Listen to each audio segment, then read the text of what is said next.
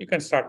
Okay, good evening. We apologize for the delay in the start of today's Heritage Talk, but welcome to Tamil Heritage Trust monthly Heritage Talk of February 2023. Thank you very much for joining us from all over India today.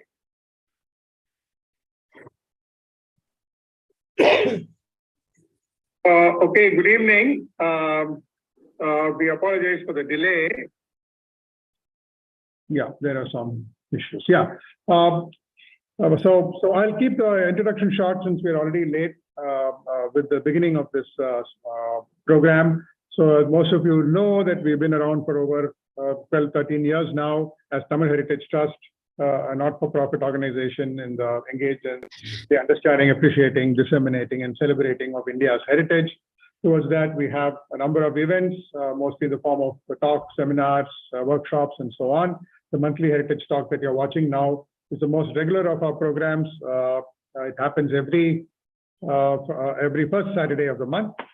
We also have annual seminars, we have Indology festivals, and so on, all of which are available. All the talks of our events and seminars are available free for you to watch in our YouTube channel. Please go to youtube.com and look for Tamil Heritage Trust. For those of you who are watching in Chennai today, I'm also happy to inform you that our workshop, How to See a Temple, is back. We are going to have one on 11th February 2023. That's a Saturday following this one. And you can register and find out all the details at bit.ly/househat. So I'm happy and absolutely delighted to welcome today's speaker, Professor Rana P.B. Singh. Professor Rana Singh ji is almost synonymous with Benares, with Kashi, and we are indeed deeply grateful to him as well as thankful to him and delighted that he accepted our invitation to speak today to Tamil Heritage Trust's audience. Professor Rana ji is a PhD, has a PhD from BHU. He was a former professor of cultural landscapes and heritage studies at the BHU.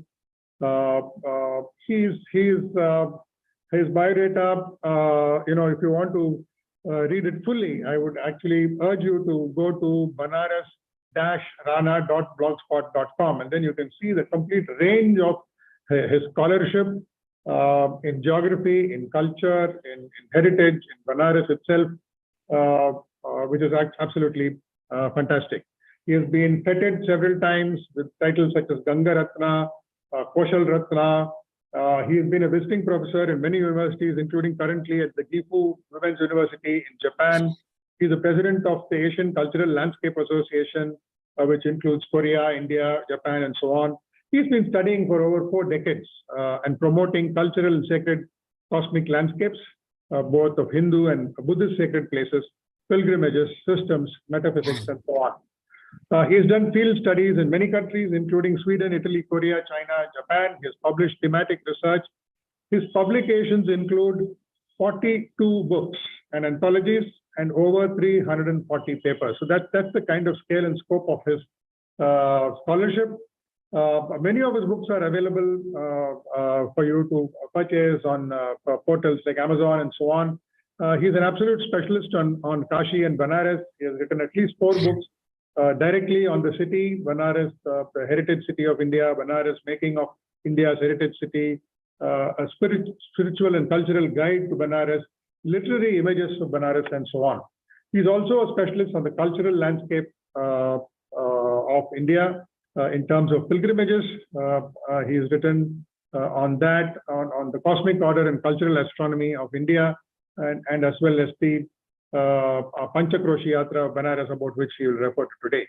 Naturally, he's been honored in several fora, and there has been a book brought out with essays in honor of Professor Rana ji, Practicing Cultural Geographies, which is available on Springer as well.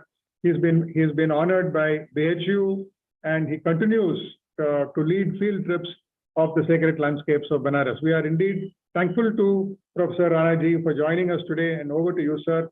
We look forward to learning from you. Thank you.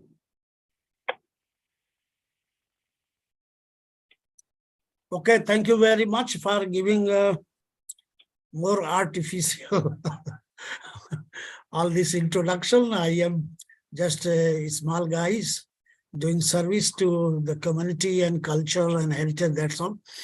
And with the blessing and support of insightful people like you, that is the simple way I can say I want to be more human and a good pilgrim to work, that's all.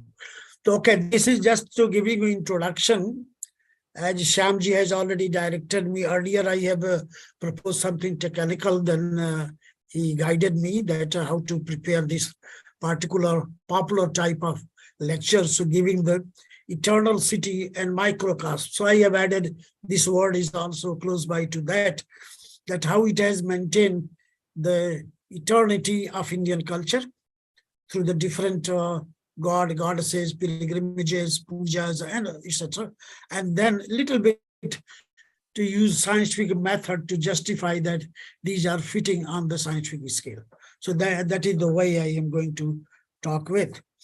Okay, first impression, what we get about Banaras, those who are coming from outside and not knowing much about the Sanatan Hindu culture, they say, oh, this is city of saints, city of silk, sari, ghats. So this is just to give you a common perception whenever people not knowing deeply about the Indian culture and they say that I am going to Banaras for this particular purpose. So just giving you a glimpse in your mind. Then the second thing is, this is very commonly said, this is the city of Shiva. And there are, nobody can say exactly how many number of Shiva lingas here. We have already measured about 1200, but it took 10 years for our detailed work, each and every aspect, house number, then gravity, and all those scientific things we have done. But here, just to give you a background, the Shiva linga does not mean only Shiva as a god. This is something cosmic number, and we will see in follow-up slides this.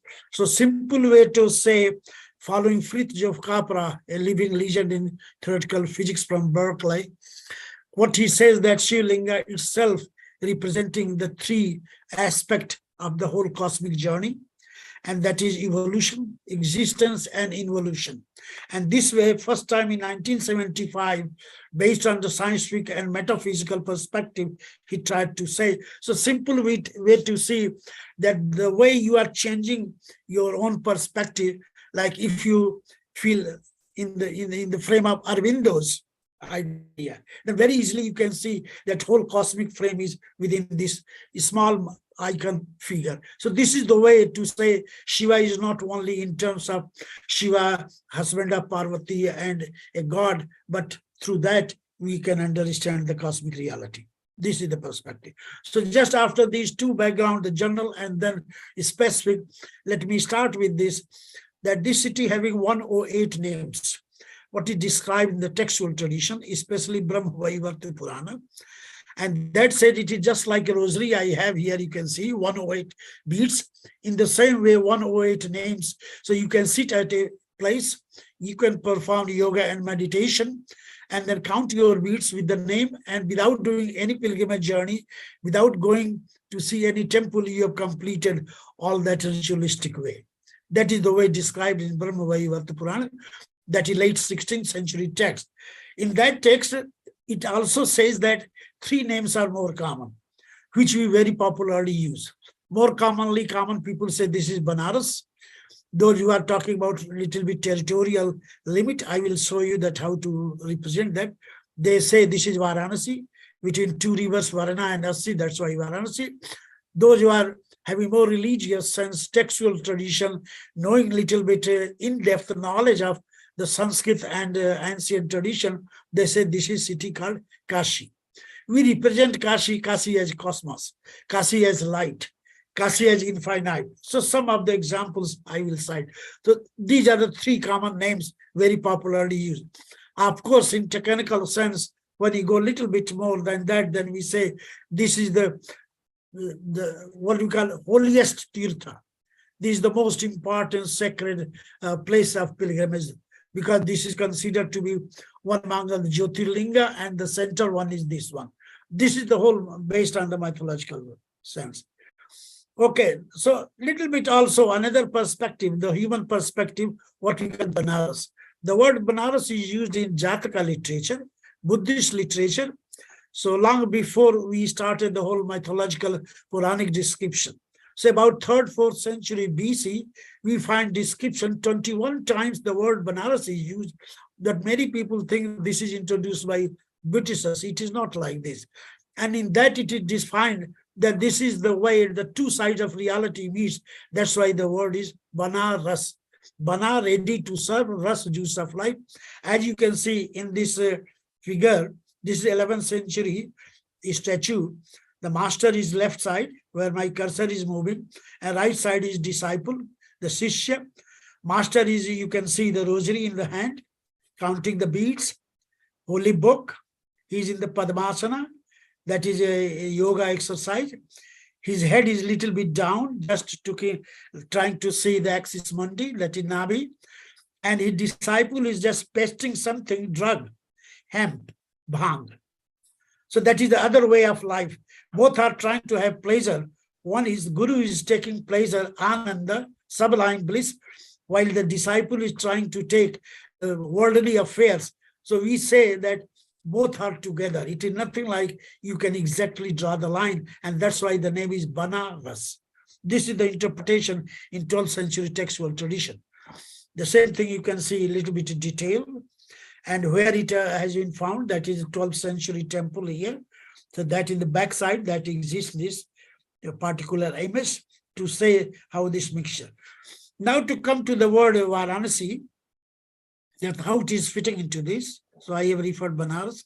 Here you can see 3 maps you can see. Right hand side you can see the Google, and then I have put a circle covering the most of the area. Then topographic map, putting the same circle and see how much area it is covered, the main city area.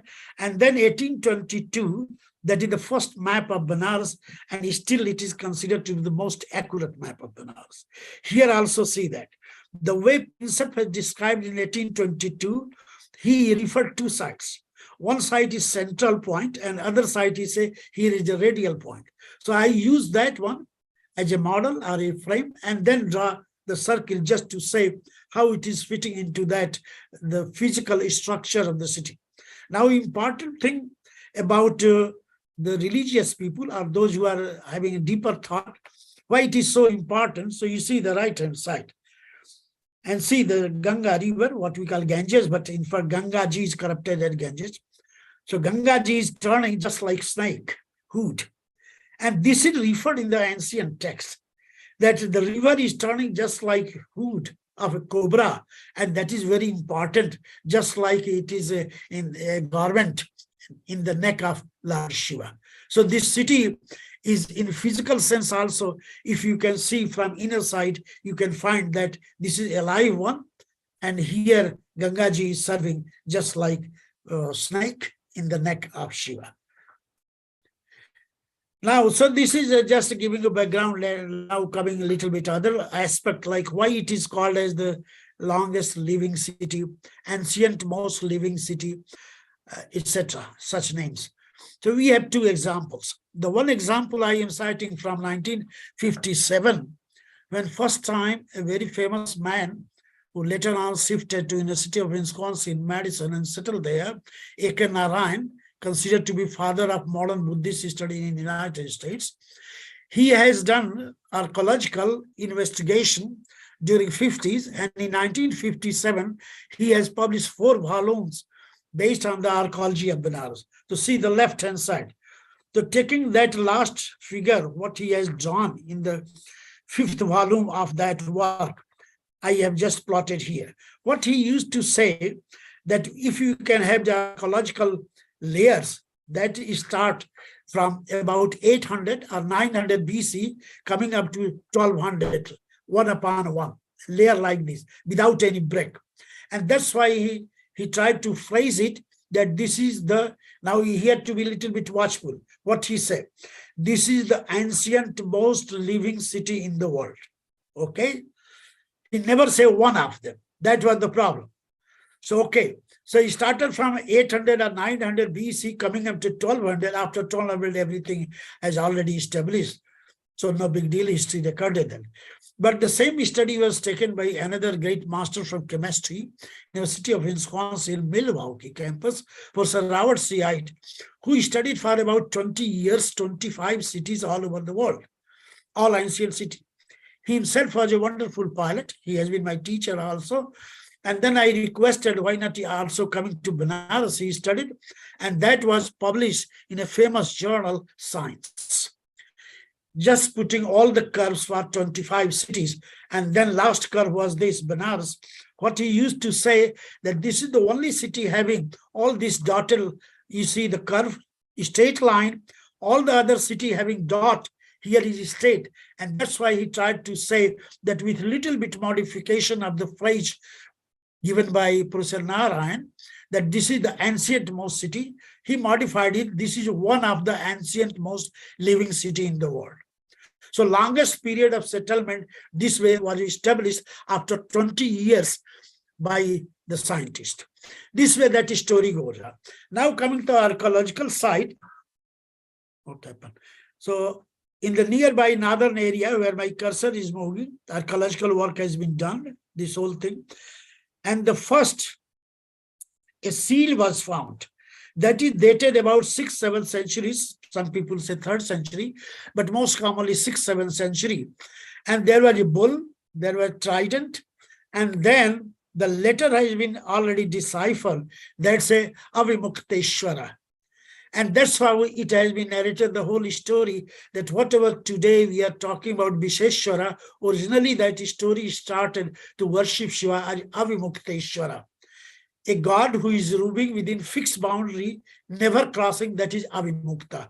And later on, by 12th century, then the name came Visheshwara. It is just like capturing the name and re-establish all the glories, taking himself as the supreme, then became that Visheshwara.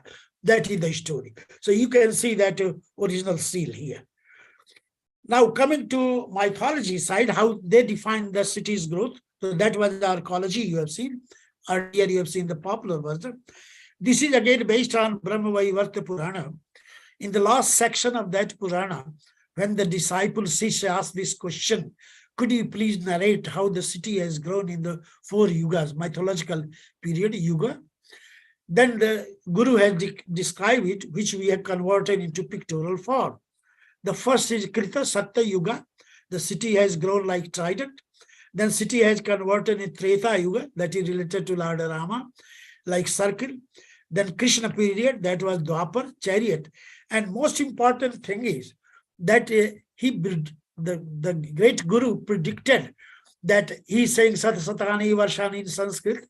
So we have calculated that after about 250 years, the city will convert like conch shell. And this is very important. When first map of Princep prepared, you see the right hand side. Here is a conch shell. Here is the first map 1822. So much coincidence, about 70% coincidence. So the good thing was what we narrate, that those sages were familiar about the morphogenesis of the landscape, how the landscape is changing in time and space, and that's how they have predicted that after 250 years around that, the city will grow like conch shell. When they define conch shell, they have mentioned that temples of Shiva with a particular name will be developed at particular site. We have plotted all this. Then we find that whatever 11 sites they have mentioned in that Purana, that is exactly developed in the same way. And that's how we can draw this red line. You can see just like conch shell. So this is the way you do it. Another important thing is this second map, Treta Yuga, that says that city will grow like a disc, a circle. When we draw a circle, we need 2 things, the center and the radial point. So here is a topographic map. Just side by side, you can say. And this is based on, of course, aerial photographs and then converted into toposite and then plotted in a simple way. So we got that center point, and the name of center point is Madhyameshwara. Madhya means center, Ichara of the cosmos, and running like this. And then other center that defined the radial point, Delhi, not Delhi, don't confuse with Delhi city. Delhi means cosmic gate. When we have plotted with a sophisticated method. That was our NASA project long back. And then we find it says that the distance is Panchakrosha, that is 17.6 kilometer exact that is. So we don't know how they have measured this or how they have speculated, but scientifically it is proved. And that says that it is exact circle, okay? What we did that we have got the point, plotted it, then drawn the map, this circle on the map. And then we have traveled all the way on this circuit. All exists that. The road is going a zigzag pathway, but all the shrines, 96 temples are there, or shrine you can say, all are exactly on the circumference. There is nothing like clear-cut, any historical evidence when and how that has been created. This is a unique thing. Many scientists have studied this from the US and Germany, that how this has been developed. And this was naturally before at least 6th, 7th century, before, the way it has been dated. So that is another unique thing to see, that whatever ancient sages describe the city, and this grown like this. Now, one word is very important. What my teacher Kim Malville used to say, that Kashi, when we define Kashi related to Mahabharata period and then Kashi kingdom, this has different meaning also. And that is Kasha iti Kashi, where the cosmic light concentrate, that is Kashi. And this way exactly it fits into circularity. This is the great contribution. And this has very good impact on the common mass, that people coming, especially from South India, rarely those pilgrims say Banaras or Vārānasī. We have tested it. They always say Kashi ji, where you are going to do some ritual, oh, in the Kashi ji. This is the way this whole perception developed in the country. One more important thing, so we have started archaeology, popular, and then here mythology or Puranic. Here is a painting. Nobody knows the date, but we say this is early 18th century. What some of the scholars put it, but no name, nothing like that. This is unique in a sense that issue, trident is in the lower side, and then the city is just like egg. Hiradi. It is a golden egg, the word used like this. And then they have plotted several temples, etc. One scholar from Germany, he had tried to study this and then link with the field. To a great surprise, he got DSc on that. That book is published in German language. That was a big project. To each and everything you can test in the field. So that was another perspective to see that the same idea started from archaeology, popular culture, then Puranic studies, then space perception, then coming to painting. All together that make something what we call technical way cosmic whole or complex whole. Now coming the Ghat. If you ask anybody that what two things you want to do in Vārānasī, very commonly they, what happened? Something wrong? Yeah, okay. So two things commonly they say, oh, I will go to Golden Temple, if little bit modernized English. Otherwise they say Vishwanathji, I will go to see Vishwanathji, and I will just take holy bath or take the boat and see the Ghat. These two things are common and they are unique. So I will explain those little bit detail in that. First, let me start with the Ghat. This is very common for the tourist, for the pilgrims, or the general visitor. There are 84 Ghats.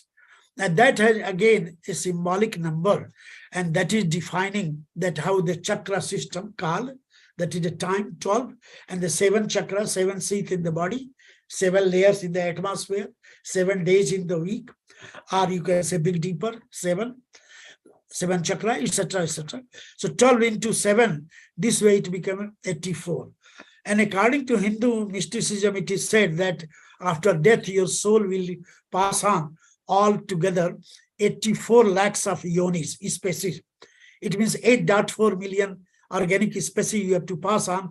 And if you have done good work in your life in the different species, then you will be last time human and then return back to the godly atmosphere. This is the way. So that whole idea has been converted along this Ghat. That is start from the southern side. And number 1, that is Assi Ghat, and then going into north where Varna river is meeting. So Assi in the south and Varna meeting in the north, and altogether you'll find 84 ghats. This way, now practically, if you want to do this whole ritual what described in the Shastras, then you have to take holy dip at one ghat, perform your ritual, go to the temple, return back, then say thank you very much, and then again go to next ghat. We have tried to do exactly that. Will take 11, 12 hours.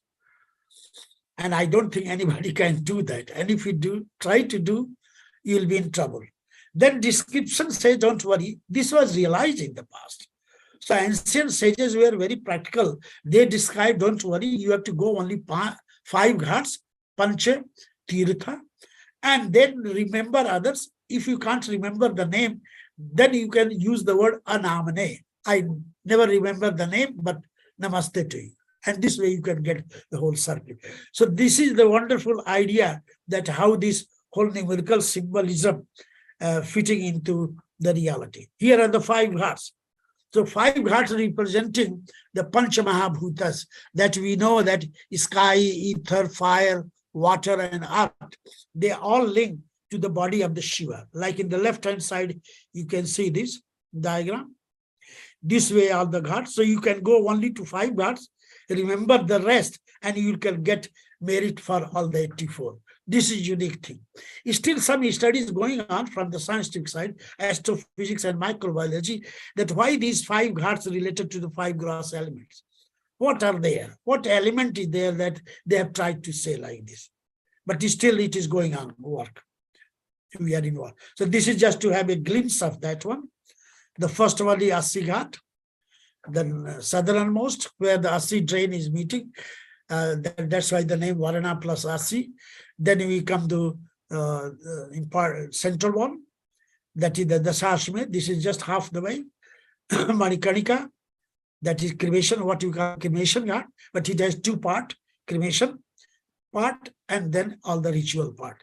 Then we have, that is the last one, there is in between Panchaganga, and then we reach to the last one where the Varna is meeting. So that is another confluence point.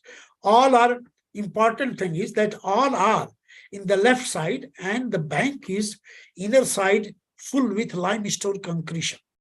So in a general way, we say this is the iron bed, because no way a river can cut that side, no erosion at all. Inner side is such a strong limestone concretion is there, filled with sediments. This is another example that why we call in Vārānasī as a microcosmic India, little India, representing India, so many such names. Here we have taken some examples. We have tried to study 212 such historically pan-India sites, all pilgrimage centers from different parts of India, and then we find they all are replicated. So on the map of India, here you can find, we have plotted here 34, and then we have plotted same in Vārānasī in the right-hand side. The important thing is that if you can read the textual tradition, the Mahatma literature, which describe the glory of the different sites, and then relate with the ancient Sanskrit tradition, then we find that already this whole idea was how to replicate that one. So 2 things important.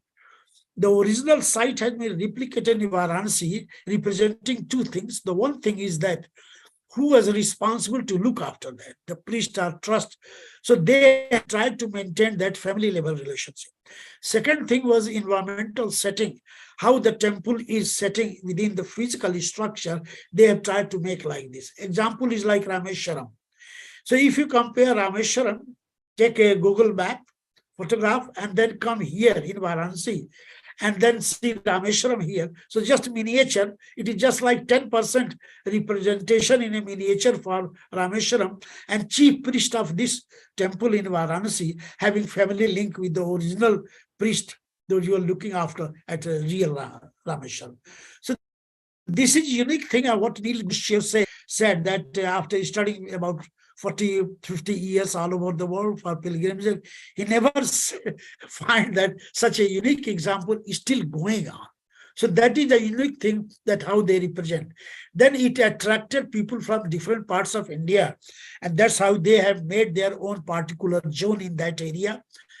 Like we have a Tamil area near the Harishchandra Ghat, then you have the Telugu area, then you have Maharashtrian area. So where you can find the original temples, replicas are there, and old generation people, 4, 5, 6 generation people settled there. So they have maintained their original culture, and also they have introduced their own culture mixing with Banaras. And that's why we say Banaras is nothing like anything unique, it is a mixture of everything. One example is here. Like we have 7 puris, 7 sacred abodes related to Vishnu. And here is a map you can see. They have prepared, that is a 18th century, late 18th century map that was published in 1873, of course. And then you go in the field and you find all these are there, and still people are doing it. So every Sunday, some yatra is going on. There are some organizations, especially there is Panchkoshi Yatra Samiti, who is looking after all the yatras. And every Sunday, people gather together and then they perform some. This way, they are documenting all those things, reviving those things, and now continuing those things. This is another idea. I am citing here is typical example. This map was prepared in 1876, left-hand side. That was a big stone size, 1.5 meter to 1.5 meter. All inscribed in that stone carving. That was red stone. Now no more stone, that finished. Only print available. What we tried to see that the small letters you can see, we have tried to inscribe that and then compare with the Puranas. Then we find that sacred verses, important mantras of different Puranas, they are carved on the stone. Now compare with the modern. Here in topographic map, see the similarity. So one is without a scale, it is just a sketch, but the sketch is so close to the reality, that is a unique thing, that similarity, direction, and distances are about the same, and this way that earlier perceived idea converted into the reality. The similar thing you can say, what I have cited you, the Pancha Bhuta. So that 5 special journeys evolved like this. In the left-hand side, lower side, you can see, let me see, cursor moving. Yeah, here. Then we have tried to plot it. Then you see all the similarities like this. And then we find the description of this one, like sky, earth, air, water, fire. These are described in Kashi Khanda. That is considered to be compendium of all sort of journey. It has 4 volumes and about 11,648 slokas describing Kashi. So we have tried to study it, and this is not my job. This was the whole group. I am one of the small person assisting in that group. That's why the whole study has been done, and we have prepared the map. So that says that this is related to the whole body system. Head, legs, face, blood, heart. Now you find at the right-hand side, this photograph is Leonardo da Vinci. I have studied a little bit, 3-4 years going there and studying in Milano, the underground, where the original that drawing of a township prepared. Now we see this circularity, the river bending. It is so close to Vārānasī. He never visited Asia, but the way he has imagined that what will be the divine thing, what will be the spiritual power of a river like a snake, and then how cardinality. So I studied it quite detailed and already published that. That is a technical thing. Just simply to say this point, that several times, even in the West, the great master and sages like Leonardo da Vinci, they have thought in the similar manner what our great sages already thought. Okay, our tradition going very, very past in the history. Their tradition, you can say, late, that is 15th century. We are talking here at least 3rd, 4th century. So how that is linked, we don't know, but at least there is a parallel link. Now, something about Vishwanathji. That is the most commonly we cite like this. So first I will give introduction, then what is going on present, taking time. So I have to cut a little bit time also. So the description says, if you read the whole text, nobody can say where was the original temple, Vishwanathji, and first, where was the place. We know the second place.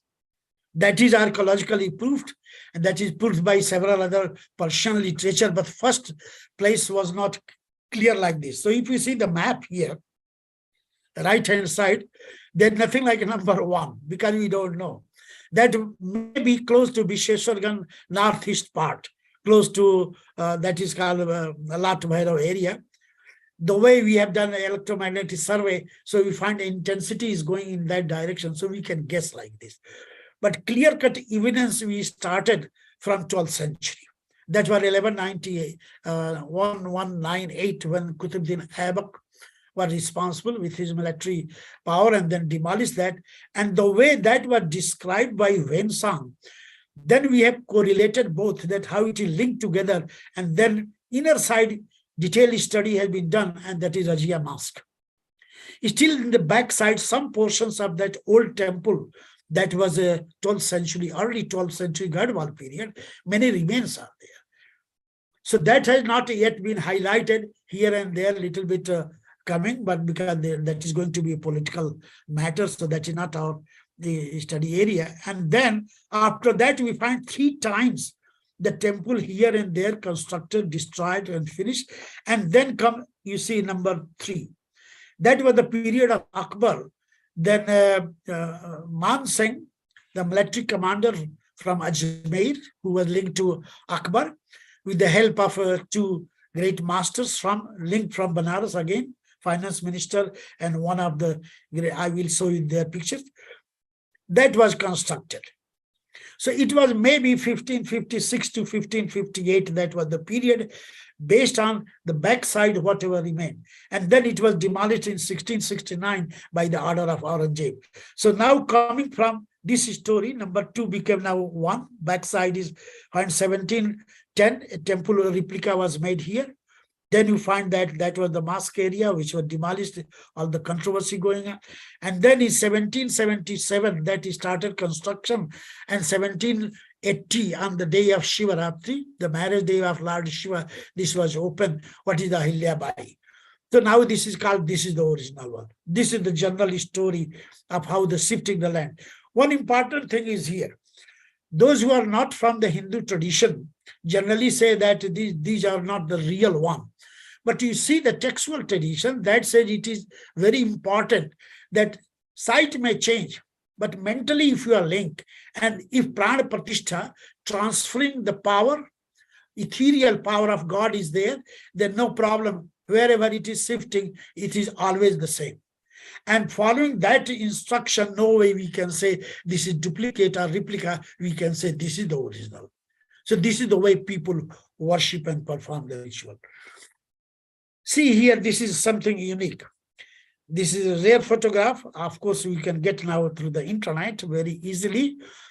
That is the Vishwanathji, now what is going on, Jyotirlinga, people say like this. Here, let me add you one interpretation. If you can closely watch this, you see my cursor. It looks something is just like pasted here. Of course, it is not. It is the original. And this is the way described the first description we find about 11th, 12th century description, that is of the Sheshwar Mahatmya. In that says that Linga having Shiva and Parvati together. So now the question is, whatever we are talking, which one is original, we can think over that. This may be the original one. After all the destruction, the male Linga has been somehow saved. This way we predict like this. But that is the question of historians, how they are going to say this. And in the left-hand side, you see this is a very, very common lithograph that pilgrims use for their puja. That is the thing I was talking about, the linga. That is the same thing. Let me come here. This is the whole story you can see, that how that is started from Qutbuddin Aibak. The Rajia Sultana converted their mosque. You have seen that sketch. Then during the period of Akbar, the finance, that military man, Raja Man Singh, and the finance minister Todermal from Vārānasī. Let me come here. Okay, and then a great master from Vārānasī who was attached to Akbar court here, Narayan Bhatta. So they were responsible for reconstruction of the temple in the period of Akbar. Okay, and that was demolished by the order of Aurangzeb. Then comes Ahilyabai, that how she has re-established that, and the whole tradition became alive. Now comes the last phase coming. A man in 1932 He was born in 1932. When I was only 5-6 years old, he put court case against this whole area, that underground, that is the temple. So that whole story started in 1939. He was perhaps 8, 9 years or 7 years old. Okay, now he is dead.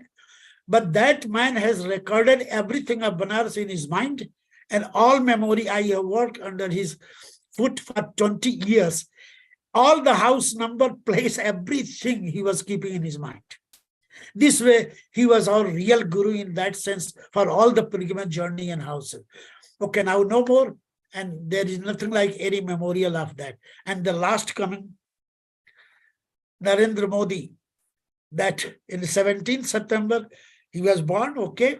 But just only 2.5 years ago that he started the corridor project. I will say you later on a little bit. So this is the story. He started from 12th century and then coming up to our Prime Minister Narendra Modi, who has revived all this tradition. So thus to have in one frame all those personalities. Okay. Just giving you a historical background, that first time we have reference found in the description, that in 9th century BC, Abhimukteshwar, then seal was found in 7th century AD. And this way the whole story going on, reaching up to the December 13th, 2021, opening and inauguration of this present corridor, Vishwanath corridor by Narendra Modi. This is the way we have seen this. Here is 2A, 3, and 4. One is not represented. So if you come to see this side, see this whole area, how this has been changed. I will show you close up. This was the area earlier, 2017. Now it is coming 2019. And this whole area has been now completely changed. Okay, here is a little bit sad story. Because most of the pilgrimage routes going along the Ganga Ji, just east of temple, this side. And now whole wall has been constructed, so all those routes are blocked now. That was the story started in 1939, how it was. Here is the Vishwanath temple, then the mosque. This boundary was already existing, which was demolished later on 1958. Then already shrines and temples around, that was demolished, but remains are there, and that's why the whole conflict is going on. This is the original plan, up to 2017. The survey was made in 2005, but we have rechecked several times. Now this is completely changed. So we find that this back area where my cursor is moving, this whole area is now like this side. And therefore the problem is that ancient routes, what were described, and there was a court area like this in the left top. That is called Vishwanath court area. 108 small lingam there. One can go and pray for the relief from the suffering. Those areas now gone.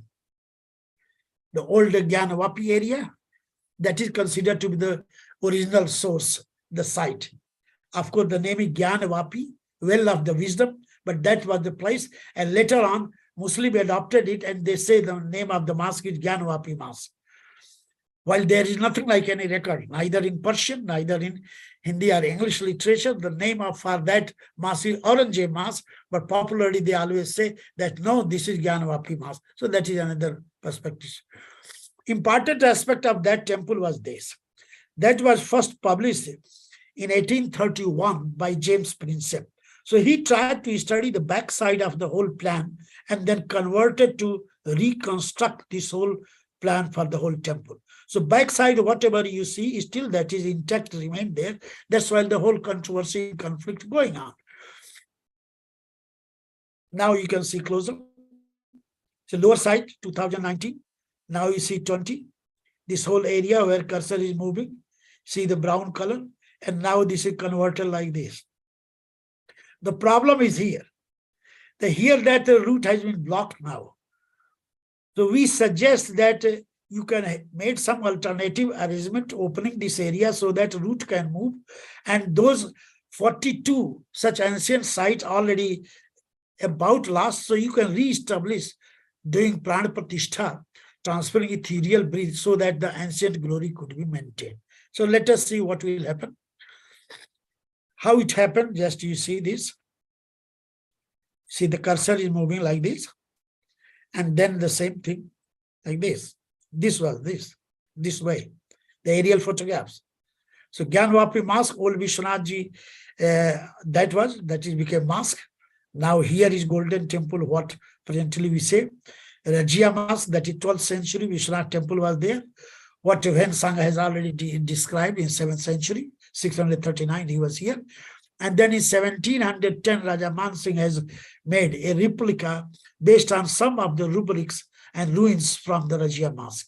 So still we have those things, but if our mind is open and both sides, Hindu and Muslim, then problem will be solved. There is nothing like big problem, but anyway, that is politicalized now. This is the way now converted. So now you can see the old, this area, and now you can see this. This is the way it is changed now. It is the present situation. It is going on with little modification here and there, beautification, some wall repairing going on like this. Yeah. That is the original plan I made. Now, how it looks from the sky. So that I was referring you that this is going, this passage is now going up to this, and this is blocked. So now once people are coming this way, how they can go this? So our idea was originally that there should be a passage here, and then you can make those old shrines and temples accessible, link in the same manner, but now it is changed. But alternative can be provided if one can have this whole route in this way. So that is hypothetical situation. We are not very sure what will happen. More close-up view of that from the different angle. Now, first time in the history, you can find that Bharat Mata, that Mother India has been at the center, and Shankaracharya, that is original Shankaracharya, that is 7th century, Adi Shankaracharya. And then you find Ahilyabai, that images are set there to revive that whole history, that the two main and other is a mystical form of Mother India. This is the way that what it is different Avisheka is performed. It is pure sandalwood and then Bhashma Arati. Okay, so when I was talking this, that is a very important aspect of Vārānasī, is that it has maintained 54 pilgrimage journeys since at least we find 11th, 12th century. Because in the Gahadwala period, we find all the description. Then later on, we have made survey. I have shown you that picture of Kedarnath Vyas, old guy. And this way, each and house number we have plotted. Okay, it took about 20 years. And German, Japanese, French, and American, they have students from architecture, they have worked, and that's how everything has been recorded like this. The good point is to use those as a model, like this one. If you can, this is inner sanctum, antargriha yatra. In lower side, you see how it is moving. It is just like chakra in the body, yoga. And originally it moves like this. Now it is going to be blocked where the cursor is moving due to this new construction. So this was the system to understand that whatever you are doing in yoga, the 7 chakras, the 7 seat in your body, same way this is the body of Mother, where the 7 chakras are moving. So when you are performing the journey, you can get that type of energy, bioenergy, cultural energy, etc. And a study was going on. Unfortunately, it is now blocked. That Astrophysics University of Kyoto. So left-hand side, how they have tried to prepare this whole model. So that is another perspective to say that even the modern scientific technique could be used to justify and to try to understand the beauty of such cities. How much time I have? It is going to be 6:45. Okay. Sir, you can proceed. You have the time. Even though we have started a little late, we will run through your entire presentation. Oh, okay. Go ahead. Please go ahead. Take your time. Okay. I was a little bit disturbed. No problem, sir. Take your time. Okay. So a little bit to emphasize this, because this is something unique. You see now we have tried to plot all these 7 layers of that one, 7 chakras. So that 7 layers, they have Shiva and his forms, Devi, goddesses, Vinayaka, that is Ganesha, and including Gana, Bhairava, Vishnu, Adi, then Aditya, sun, and then sacred wells. So altogether, there are 72 such sites moving on. Then taking only Shiva, then we find Shiva Linga having also 7 characters. Jyotirlinga, Swambhulinga, Jyotirlinga, that has the manifestation of light. And we have wonderful description in the Mahabharata period, when that was forest canto and 5 brothers are moving. We find description of the Jyotirlinga in a wonderful manner. And a great scholar is still alive, Surinder Bharadwaj, who is 97 years old. And he did PhD, let me say, he has been my invisible Guruji and my spiritual master. So when he submitted his thesis in 1972, that thesis was considered very unique, and that was published next year in the University of California research series. Then after 1 year, that got so much momentum of review that the University of Kent appointed him as a full professor for whole life. After that, he has not done some major work. He has published and edited here and there. But throughout the world, people gone to understand 3 things together. What is written in the ancient text, what is related to the physical reality, and then how to do field work to justify scientifically what is existed. That was unique. That book having about 50 maps with all that detailed plotting. Of course, it took 8-9 years to work it. So that is the first time that he tried to justify these are not only stories, these are also physical reality, and it has something biological power that is linked to the mother nature or mother earth. This way that Jyotirlinga, the light manifestation, Swambhu, self-born, founded by the great sages, then founded by the Ganas, assistant of Shiva, founded by the great devoted king, then myth-related Linga, different mythology of who demons or some other fellows came and they had tried to do meditation and they have founded a Linga, that's why. And then comes something very specific type of Linga, like Nachatra Linga, Linga linked to different constellation, etc. So altogether that is comes to 56 character. That is again very important, that when you try to compare with astronomical tables and nakshatras and war days, etc., that is fitting into that. So there was nothing like complete difference. It was a wonderful, you can say, combination of several systems together. So once you performing pilgrimage, it is not only religious thing. It is self-awakening to understand the different part of reality that existed in nature, and that was propounded and described by our great sages. So when I referred to 1710, that how the replica has been made, so some of the portions of that mass, one can go and see this backside of that one. What do we predict? That the yoni you see, that is where my cursor is moving here, that is not yet highlighted. People know this, but this is, thanks God that it has not gone into political controversy. This is the original argha, original yoni. We find some inscription which we are going to publish soon, that somehow he arranged with the Rajya and his father, because that man was close some way. So ask this, please give me and I can set it. I am not going to say. But that was later on opened by that Amir family in 1710. So that may be the argha. Now the question is how you can justify that. What we did, using the modern technological things, the laser beam survey, we have tried to take this whole laser thing of the Vishwanath image, main linga, and then tried to set here. It is beautifully setting this. This I am simply to saying, if you feel like this, several things are going to be solved. It is nothing like always doubt. You have to go there, use modern technique, and then say, this is one of the examples.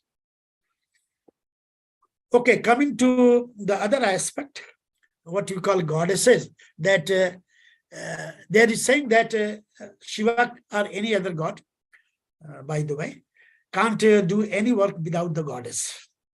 And that is wonderfully developed in Vārānasī. So most of the common people, they say, oh, this is city of Shiva. No, this is exactly Shiva of goddess, Parvati, Uma, Gauri. There are 96 names. Originally 324, but same name repeated. So originally only 96.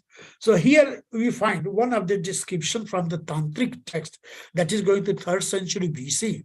That says that it was just like hexagram. 3 goddesses up, 3 goddesses down, and at the center is the all souls meeting together, again making that same hexagram. So we have tried to plot this. Then we have done geomagnetic survey. We don't know. My teacher Janki Mal will always use, we don't know how this happened.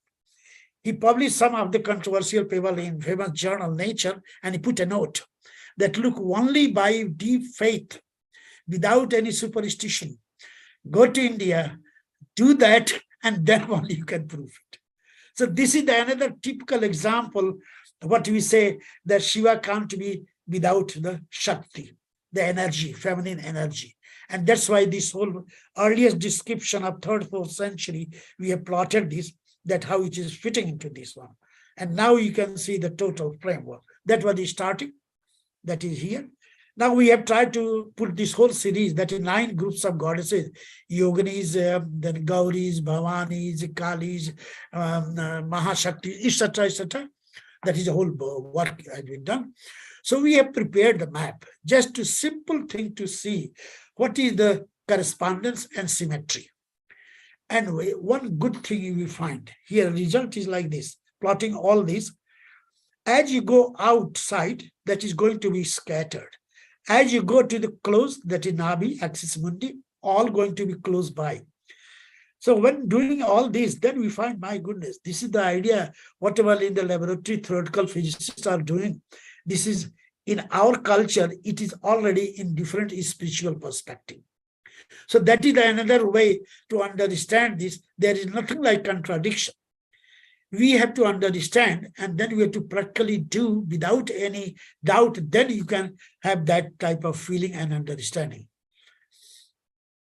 One more site is this, that how in the Western world propaganda made, and then we all are following that, like Kali. So this is one example is Visalakshi, one among the 51. The most common goddess, when the people from Tamil Nadu and Andhra and Karnataka coming, they certainly go to Visalakshi temple, the big eye, one among the 51. Anyway, the other thing is here. Let me say two information, that when we talk about Kali, always we say she's thirsty, drinking blood, all this. But read the original text, that is called Tantra, or you can say Nagamas, Kubjamarka, Tantraka. So, okay. When I have gone to the great masters under their foot, try to understand whatever I receive, it is nothing like mine. Nothing is I am telling mine. Whatever I receive, I am exposing. That is, you find that there are 51. In the necklace, 51 heads. These are the 51 original letters in the Devanagari Sanskrit.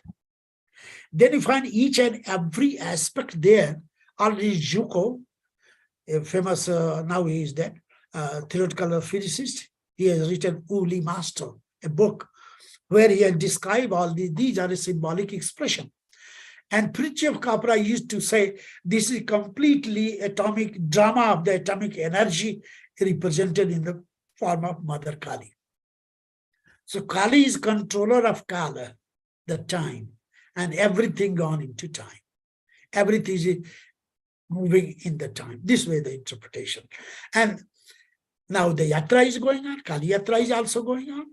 People go. There are 10 places you have to go. Within a day you can complete. Or you can go the Mahakali yatra. Then 2 days it will take. All this going on. So that is another perspective to see.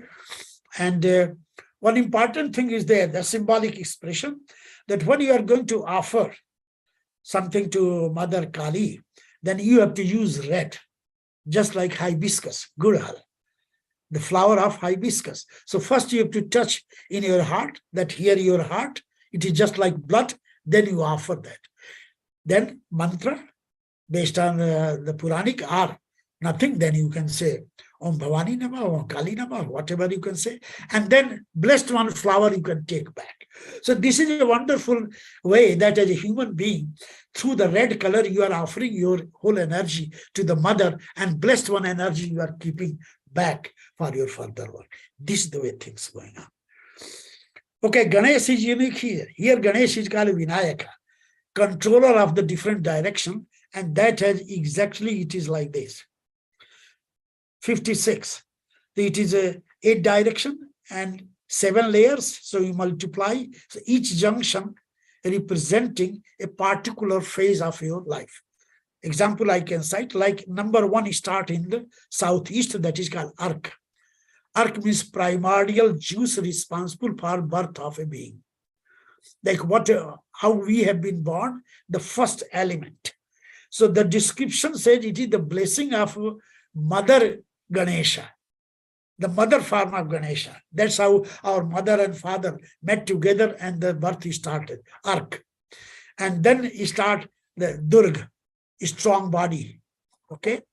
Then he started Bhima Chanda, the fully grown baby.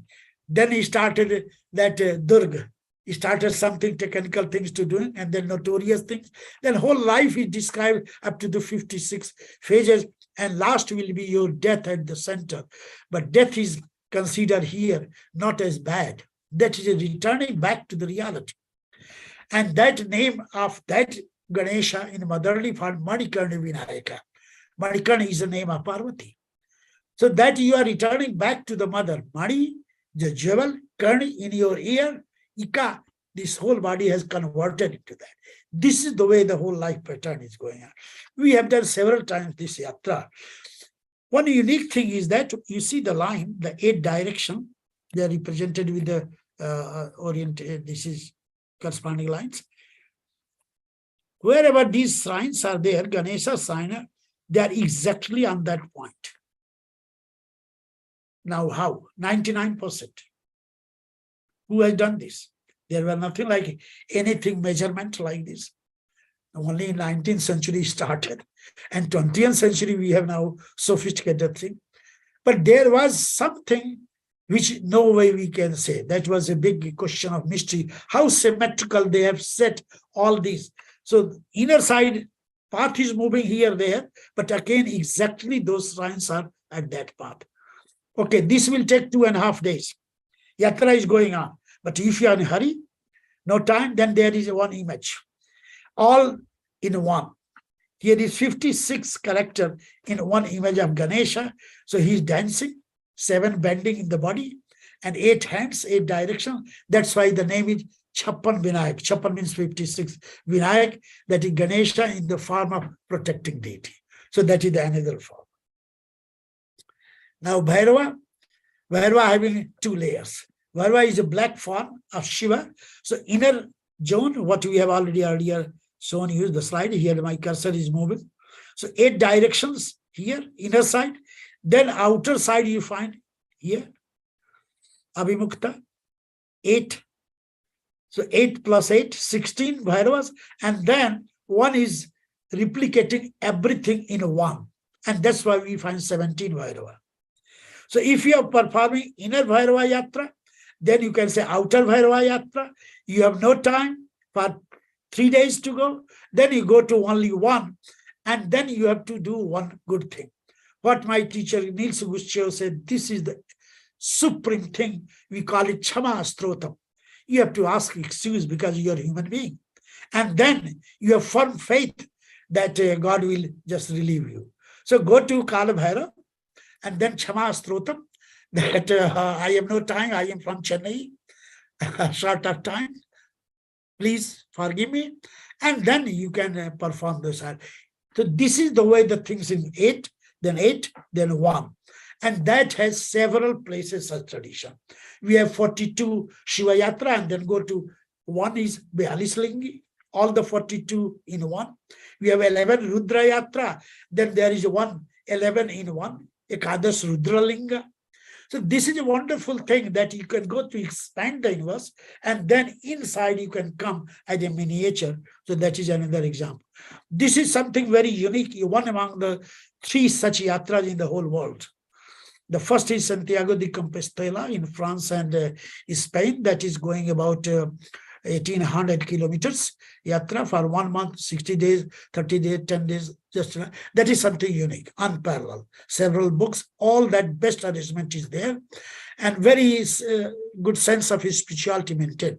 Second is Shikoku Yatra, that is Japan, 1385 kilometers, and a lot of hilly track, but arrangements made. And the third yatra, in historical sense, of course, this type of yatra at least existed to 27 places all over India, but they all changed, are lost, are completely taken different form.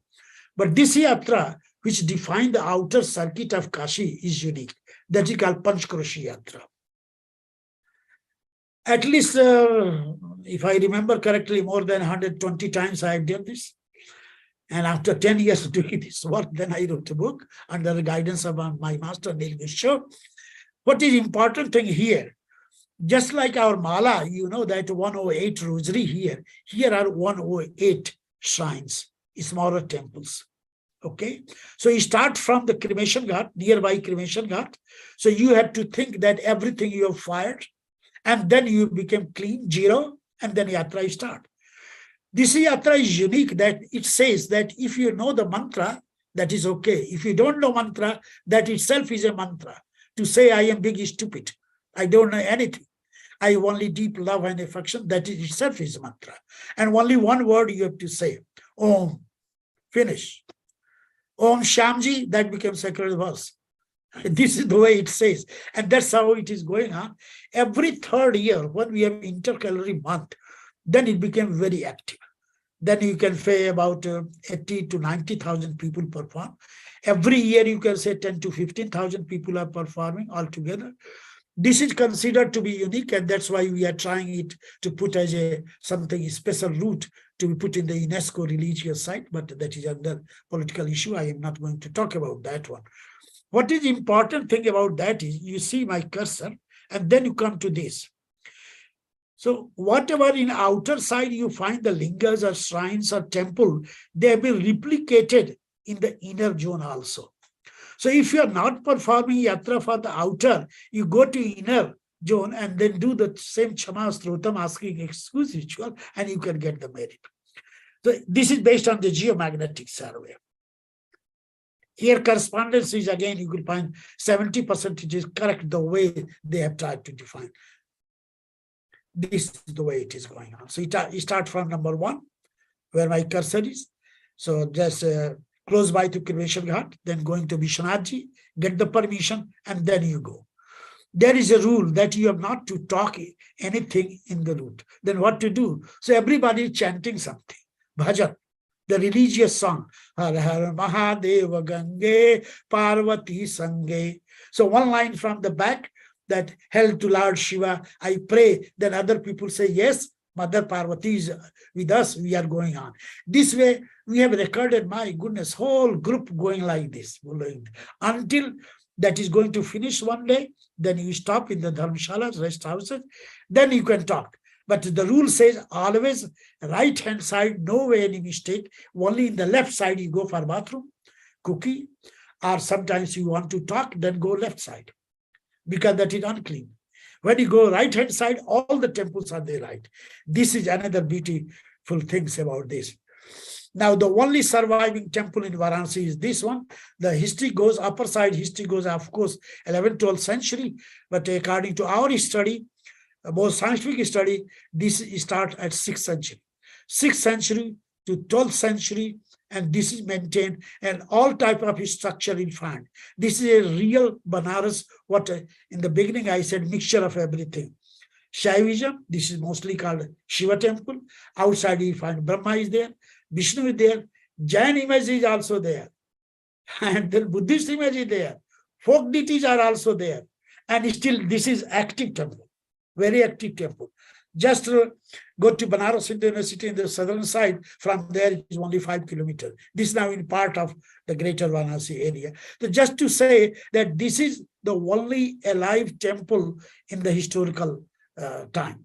Otherwise, most of the things you can find destroyed or remade. The two beautiful things here you find. based on the Satapatha Brahmana, that is about 5th, 6th century textual tradition based on Atharva, this is Yajurveda, that says that 5 incarnation of Vishnu. It started from Matsya, that is fish incarnation, then turtle incarnation. So this way that all the 5 incarnations described here. So that was a way when we are compared with the scientific things like Darwinian theory, then again you find that it is close by to that. The earliest animal existed in this nature, that is the Matsya, fisher. So this way fitting into that situation, and then you find that whole story is going on. So this is a beautiful thing. Here is 12th century, so this is found 5th, 6th century BC. Then you find here is 11th, 12th century AD. This beautiful image of Surya. So if you have 2 lotus, then Surya. If one only lotus and this is bending down, then the same become the sun god and Vishnu and sun god. That's why name of this is Vishnu Surya, Vishnu form of Surya, and this is worship in that area as a part of that. So this linked the whole story of the climax of the historical period of 12th century. That is the design of that area, what we are trying to, how to preserve, how to document those things with the student of different architectural group. Now here is a replica, Rameshwaram. So that this is the river Vārāṇa. So on particular day, Kartik Purnima, that is October, November, full moon day, people are taking bath and you ask, where are you taking bath? They will say, Samudra mein bath kar raha hu. That is the Rameshwar real sea. So we try to understand. They say that underground sea is coming today with the power and blessing of Lord Rama. This is the way it is believed. And in the same way, just like Rameshwar, you go to 21 steps of the wells. So you go from these tunnel and there are 28 steps. Here no well, but you have to do water springing at 21 places. So what I said, how they have tried to make the replica, etc. The Ganga Sagar, replica of Ganga Sagar. So they are saying that if you are unable to go to Ganga Sagar, don't worry, come to this place, perform your rituals and you will get the merit. Then the unique thing is another, the whole Panchkoshi thing made in one simple way. That is, of course, this is 18th century, 312 temples in miniature form, all in a symmetrical form. And my teacher, Niels Gusho, studied it for about 20 years. Each and every aspect he tried to link from this temple to the city and then from city to whole India. So you see here is a map of India. So 12 Jyotirlingas, then how they are 12 Jyotirlingas, then how they are in this particular temple. This is a wonderful combination of a micro level representation of the macro. That you are coming from all the celestial being and then at micro being, and then you try to enjoy such things of power. This is another Nagar Pradakshina, that is the city level. City itself is defined as a sacred territory. You have to go to 72 places. The Antargrihi, the inner circle. This is the way it is again moving. It is based on the same type of chakra system. And that is start at the beginning, number 1.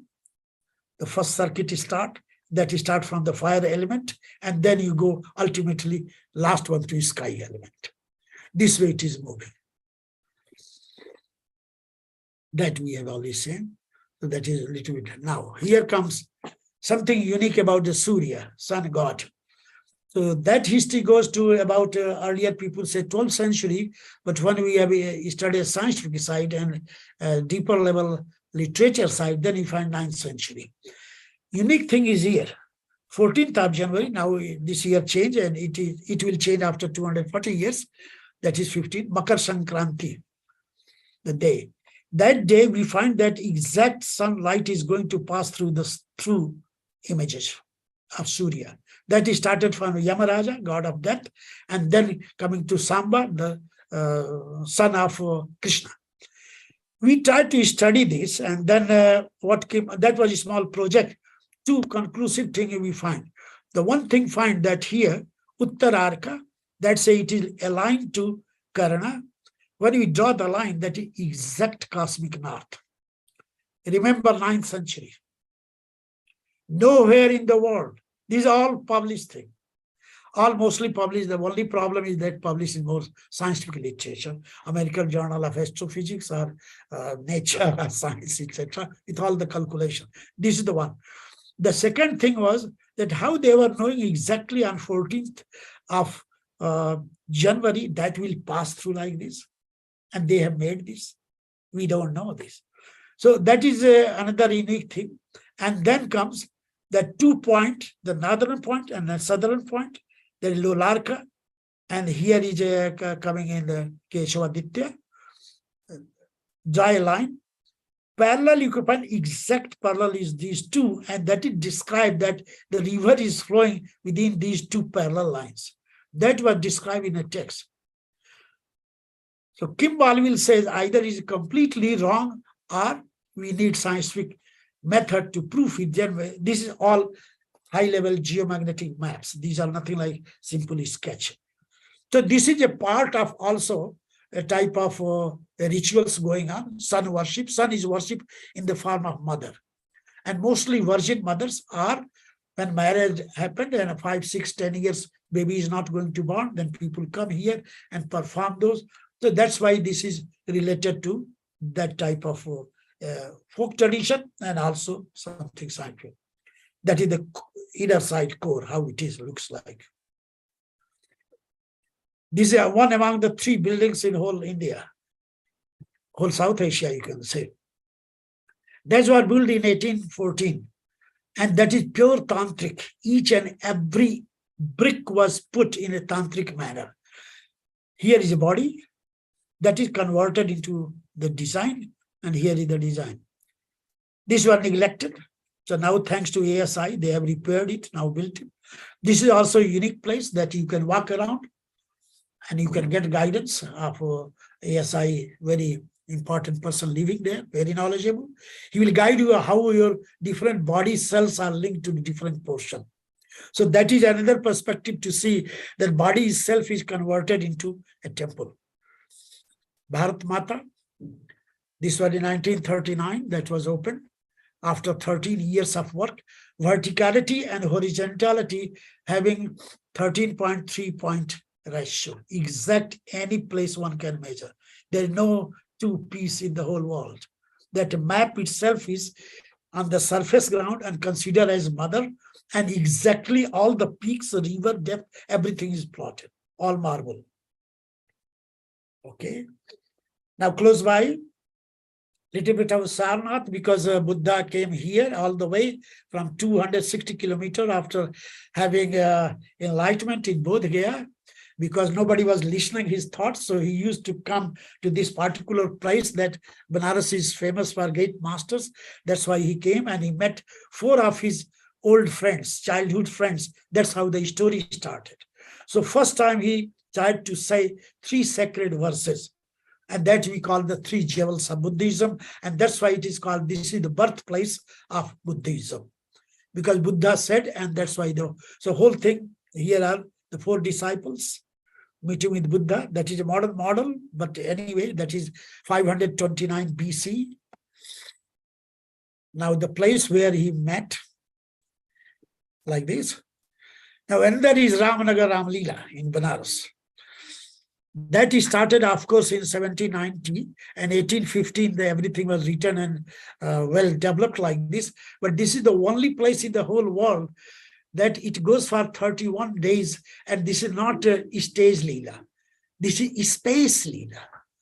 It moves from different places. Ramajan, first start the birthplace of Ravana, then Ram, and then it is moving within the 6 kilometer of area. Some stages are there, some old trees are there. And then audience is just following, no modernity, nothing like modern electricity, old gas type of things. You can see here, it is going line. So this is unique, what is called environmental theater. Richard Schechner, now no more, a great scholar from New York State University, he wrote 5 books on this, only one Leela. And he studied for 30 years. Every year he used to come for 31 days, so 5 days earlier, 5 days later on, every day being part of that. This is also a unique thing, that this is now our part of UNESCO World Heritage Site. The other side is this Ramnagar Leela. This is Kila fort. And this fort is responsible just for turning the stream in a proper way so that that whole river bed is properly maintained in Vārānasī. That is the important thing. People think, oh, generally it is made like this, but thanks to engineers who have studied this, they found this is so important that it helps the river to maintain the current in the left side. Okay, Banaras Hindu University is also unique. Now things are changing. I am not to say anything because I am also part of that one. But when it was started, you can see when we are talking about Panchabhuta, the 5 gross elements, the 5 circle, half circle, then 7 up and 7 down. This is just like 7 up and 7 down. Bhuvana Kosha, seats, 7 up and 7 down. This way the whole body system based on our ancient Shilpa Shastra that this whole building has been constructed. Now things are changing. During 10 years, several buildings here and there are made and they are not properly following that. So one important thing just to remember that great master Patrick Geddes, who was considered to be the father of civic sense of planning, who started planning in 1905 Edinburgh. That was the man who constructed this whole design in this way. But after that, he was kicked and then things changed a lot. Anyway, so from the center, you can see how it looks like. Center is Vishwanath, just like Navi, the central point. Okay, modernity and tradition. So here you see the upper side, you can see tradition, the great lingas, and now you see modernized lingas, modernized building. So both go together. There is nothing like clash. We have to link together. We have to accept the way that it adjusts and try to link with the old one. It is nothing like that contradiction. We have to think in this way. Okay, 2-3 more points are here. Here is that the city is generally, we talk about Hindu system or Hindu religious and most important, but to say it, this is also most important for Muslim culture. I am not saying Islamic. Don't take it otherwise.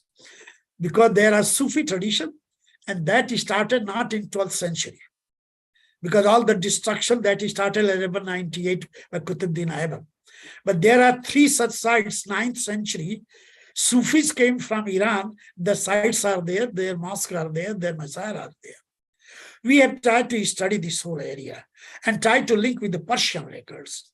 So now we find historically, it means we are going about 150 years back, 1398 Muslim shrines are here.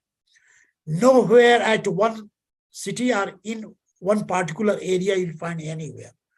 And we have very rich tradition of Sufi tradition. There are 14 such sites where majority is Hindus going right. Hindu shopkeepers are also there. So side by side, one side is Qawwali, one side is Bhajan, going together. Whatever it happened in history, in those sites never happened any trouble. That is also part of Banaras. While Banaras is also famous for rights.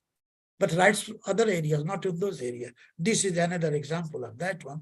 So like this red spot, out of 14, we have detailed survey of these 5 sites. Okay, there was one master called Sheikh Ali Hazim, who has written 5 divans. When we are talking about Persian literature, we always talk about Ghalib. His famous book is the Diwan-e-Ghalib. My dear, this fellow has written 5 such books. But that was typical Persian and never been translated in Urdu or Hindi or any other, and that's why not so well known. He was here for 32 years. And when that was his last wish, that when I die, my burial ground will be there and the plate should be there. So I am just giving you literal translation. I would not leave Banaras for anywhere else, as it is a house of realizing universalism. In fact, each and every Brahmin boy looks like Rama and Lakshmana. A Persian poet writing on his tomb. So many scholars come to say that, my goodness. Then Bismillah Khan, Bharat Ratna. You see that every day he has to go to Mangala Gauri temple from where he started his career when he was only 8 years old. Throughout his life, even the last breath, he gone there, his old bed was carried, he was laying down, just dying. The moment he put the pipe, a little bit sound, and then he died. That is also another tradition, that a Pakka Muslim, 5 times going to namaz, but whosoever said anything, simple answer, he said, I am worshipping my mother. And mother is the only cosmic mother. It is nothing like only physical. That was Bismillah Khan. Kabir was also, who challenged all the negative things of Hindus and Muslims. He tried to put the middle path, what you call, close to like Buddha.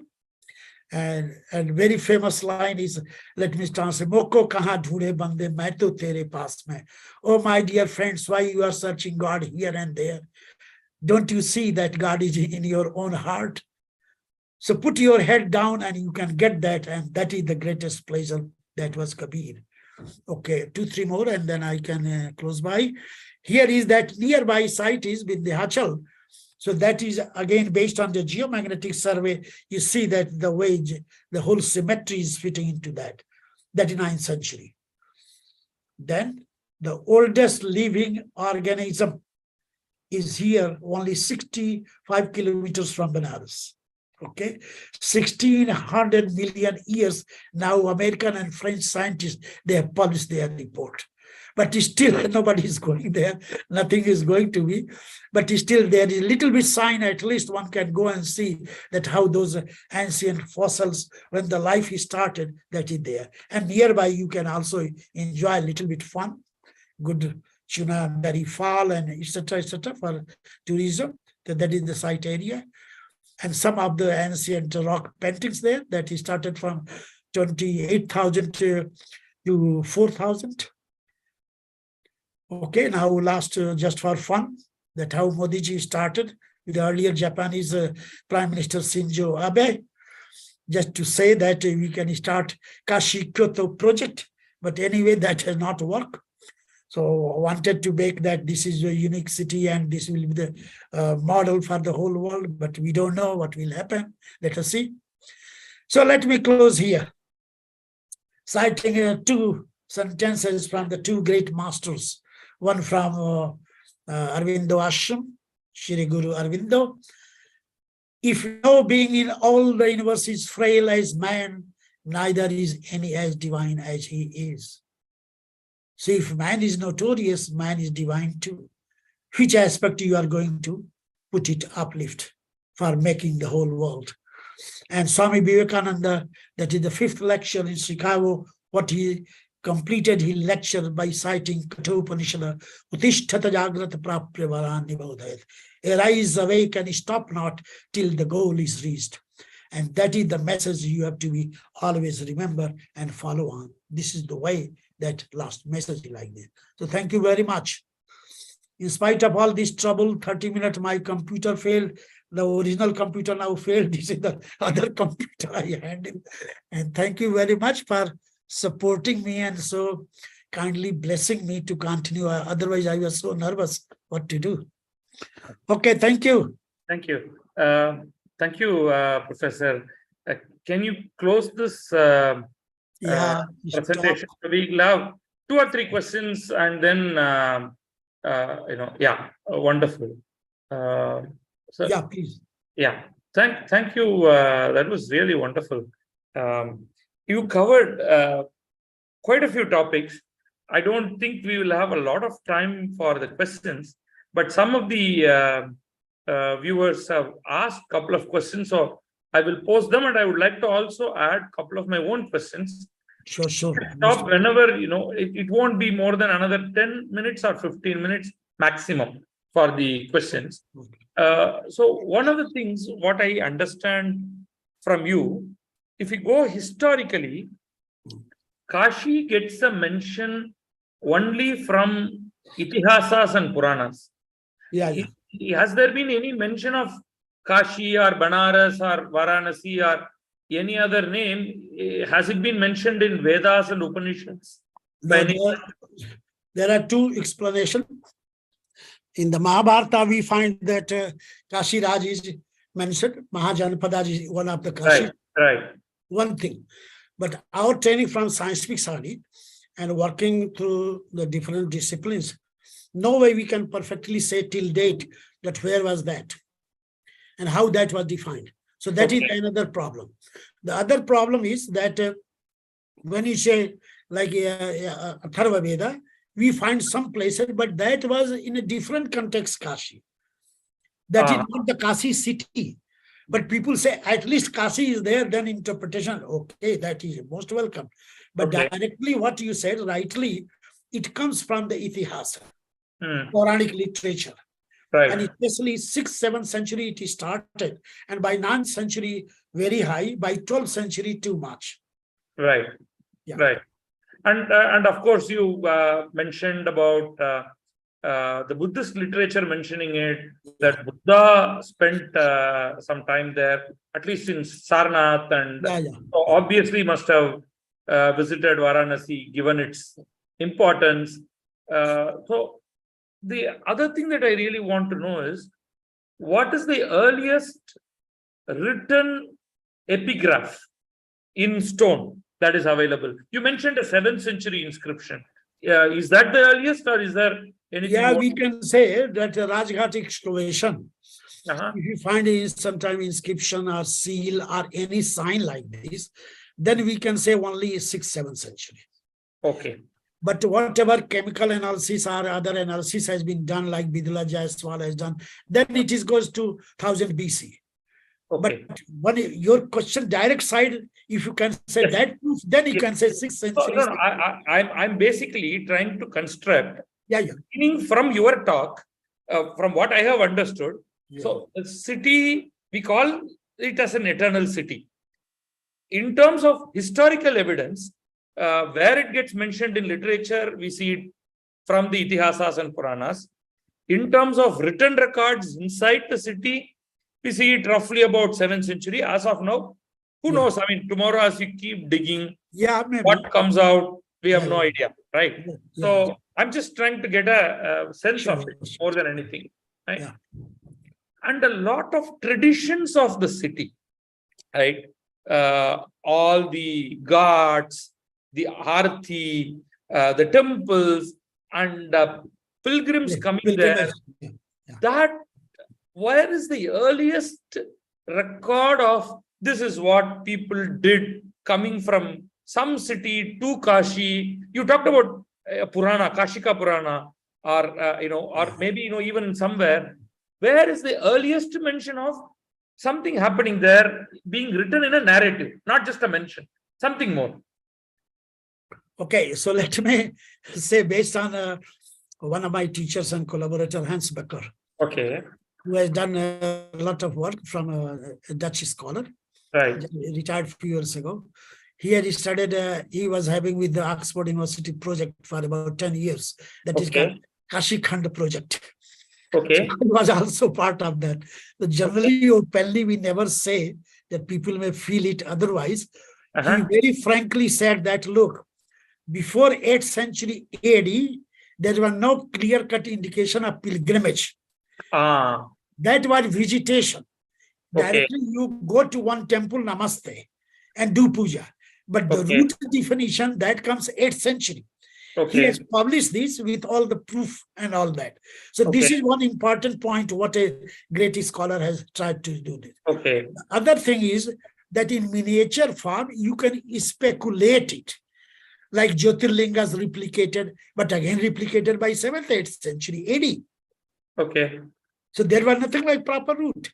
And even people when said the Kashi Khanda described like this, so there are 3 PhD on this particular topic at the University of Groningen under Hans Becker. So when we are doing that field work with all that inscription source, literary source, nothing like clear that. So 2 things. Going to one site and pay regard, this one. And that time only 8 sites are mentioned. But only after 100 years or 150 years, we find 27 sites. So it means that it is just like human being. They have also produced their children and developed like this. Okay. Yeah. However, I do want to give you, my understanding and perspective of Kashi from sitting in Tamil Nadu. Yeah. You will find that almost every town in Tamil Nadu, almost, I'm not saying every single town, you would see a Kashi Vishwanatha temple. Yeah. Right? Yeah. You find that from as early as probably the 9th, 10th centuries, we started getting, even earlier, I would say 7th, 8th century, we started finding temples in Tamil Nadu, because my understanding is more of Tamil Nadu, Yeah. of Dakshina Kailasha. Yeah. And then we start seeing that is Dakshina Russia. Kashi. Yeah. Right? You know that there is a town in fairly south Tamil Nadu called Tenkasi. Yeah. Which is South Kashi. Yeah, Kashi. Yeah. And in Chennai, there is a temple for Kashi Vishwanatha. Yeah. There are many locations. Many places. And these are not random, right? So obviously they have a connection to pilgrimage. The importance of Kashi as a holy city of India, and therefore a piece of it has to be constructed by the kings in all these regions. Right? I don't know to what extent we find that in other states across India, but in Tamil Nadu, I can certainly say that. So I would like you to make some comments on that. No, let me, of course, it's not published, still it is in process, and I am going through. One architect is a very devoted and good in Sanskrit also. Okay. Working for Intech Delhi. Right. So he has already 13 ancient sites of Kashi in Tamil Nadu. He has created map and design. Okay. But he is trying to say that whatever the scholars say, they just say this is the date. But they never try to understand this is the parampara, this is the tradition coming from the past. Right. It is nothing like you can say directly this is 8th century. It may be 500 years old. Right. When it got some shape, then you are saying here is the date. And then that paper is not yet published. That is a little bit going on process. Okay. So he tried to say 42 places, and out of 42, 13 or 15, that is in Tamil Nadu, Kashi. Okay. And one clue you have already given invisibly, maybe Shiva is somehow coming in your mind, because that is linked to not Kashi, it is coming to Kailash Kashi. Right. No, that's why I mentioned. Yeah, there is always linked to Kailash. Right. Yeah. And then again, the second story is related to all this Murugan story. So the earliest story of Murugan, if you can read the book that was published in the 70s, Tamil myth, that is David Sulman, a great authority on Tamil literature, Israel fellow, now he is dead more. So he tried to link this whole story, that was Iskand related to Kashi, and then he became angry to his mother and father. They have not properly paid respect in comparison to Ganesh. That is the mythology. Okay. And then he gone that. So that became the story started, whole Shaiva tradition, Kashi tradition going like this. And then that is, believe or not, what he used to say and what some other recent scholars are saying, that why majority of real devotees coming to Kashi, they are all Tamil. Then second level is Telugu. They're little bit Karnataka, and the locals are hardly 10%. Right. No, I have a couple of questions on that. Yeah. So that is very important. Tamil Nadu, it happens in multiple ways, right? One, I mentioned the replication of Kashi Vishwanatha. It is not Vishwanatha. The God in Tamil Nadu, in the temple, is called Kashi Vishwanatha. Kashi Vishwanatha. Right. Now, the connection between Kashi and Rameshwaram, right? So there is a question from Krishna Kumar, and he has asked a couple of questions. One of which is, his question is, why Kashi and Rameshwaram are connected right from the ancient times? I want to modify it. When is the earliest connection of Kashi and Rameshwaram together appearing in literature, to your knowledge? Can you add some light on that? I'm not very sure about that one, but somehow I think that the Ravana story that he was carrying Kailash. Right. Into that one. So naturally at the bank somewhere maybe link like this. So this is not yet solved, but the the question you are putting, that is the very important issue, just to link like this, that how it became so close. Right. And how the concept of sea, concept of edge, concept of Lanka, concept of Kailash, this is all linked together. It is all. Right. It was just like divine path. Okay. So somehow here and there break, so we think there was something independent. It was not independent, interconnected. Right, right. And then again, you find another thing was that we have to go a little bit to Ramayana, Valmiki Ramayana. Mm-hmm. If you are interested, I can send you the copy of that article long back I've written for a scientific journal, how Rama has gone to Sri Lanka. Okay. So the way the things are in Tamil Nadu, so a little bit I have traveled, maybe 1 week. So I got that, my goodness, those days also, somehow they have been going like link like this. So whatever you are saying, that gives a lot of, new insight to think over that. It is nothing like only general thing. So Right. you got insight from Shiva. Right. That's why you are raising the question. I'm just seeing people, No, so deeply. the pilgrimage, specifically people in Tamil Nadu who are religious, they have to go to Kashi. Kashi, That is part of their, this is nothing to do with Shaivites, nothing to do with Vaishnavites. So it is not with the sectorial affinity that you will see. For example, whether you are going to Kedarnath or Badrinath, there may be differences whether you want to go to Nepal. It depends on whether you are a Vaishnavite, Shaivite, but Kashi is independent of that. Then you would also find that in marriage ceremonies in Tamil Nadu, I don't know again about traditions, there is something called Kasi Yathirai. So the groom, the bridegroom, during the marriage, it's more a fun kind of a thing where he says, no, I don't want the marriage, I'll go to Kashi. Right? So it is sort of connected to people taking sannyasa or people moving away from the Grihasthasrama, right? So Kashi is very much in the minds. There are, I can talk about some of it again, not by feeling Kashi, but by just merely seeing it written, right? The connection of Kashi with Ganga. The inscriptions in Tamil Nadu by kings, I'm talking about 1,000 years back, when they talk about the banks of Ganga, they're effectively meaning Kashi. Sometimes they even highlight it by saying the banks of Ganga of Kashi. Right? So saying that if you don't follow what I have written in the inscription, you will get sin equal to murdering a cow in the banks of Ganga or the banks of Ganga in Kashi.